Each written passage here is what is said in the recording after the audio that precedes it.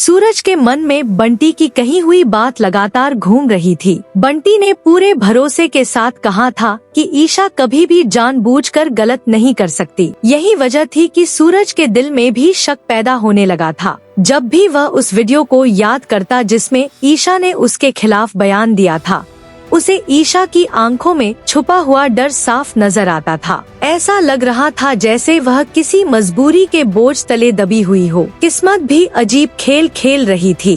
ताई माँ सच बताकर सूरज की सारी गलतफहमियां दूर करने वाली थी, लेकिन उससे पहले ही उनकी तबीयत अचानक बिगड़ गई और वह बेहोश हो गई। सच फिर एक बार सूरज तक पहुँचने से पहले ही रुक गया। दूसरी तरफ सूरज को अपनी नई पोस्टिंग के लिए शहर छोड़ना पड़ रहा था।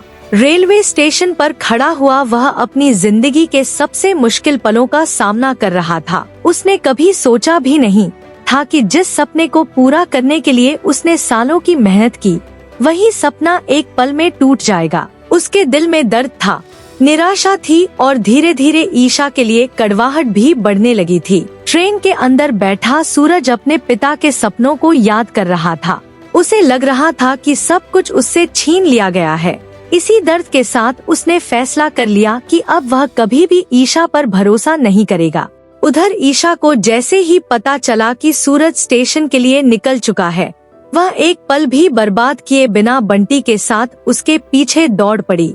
उसके पास वक्त बहुत कम था और सच बहुत बड़ा। स्टेशन पर पहुंचते ही दोनों हर कोच में सूरज को ढूंढने लगे, लेकिन तब तक ट्रेन चलने लगी थी। बंटी की नजर अरविंद जी पर पड़ी और उसे समझ आ गया कि सूरज इसी ट्रेन में सफर कर रहा है। ईशा पूरी ताकत के साथ भागकर एक खिड़की तक पहुंची। उसकी आंखों से आंसू रुकने का नाम नहीं ले रहे थे। वह चीख चीख कर सूरज को बताने की कोशिश कर रही थी कि उसने कभी धोखा नहीं दिया।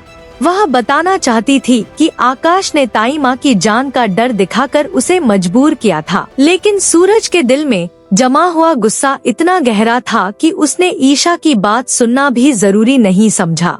उसने खिड़की बंद कर दी और ट्रेन धीरे धीरे प्लेटफॉर्म से दूर चली गई। ईशा बस देखते रह गई।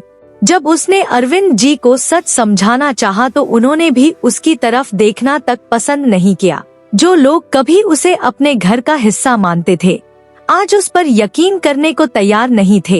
यह पल ईशा के लिए किसी सजा से कम नहीं था, लेकिन इसी टूटने के बीच ईशा के अंदर एक नई हिम्मत पैदा हुई। उसे समझ आ गया कि अगर वह अब भी चुप रही तो आकाश की जीत हो जाएगी।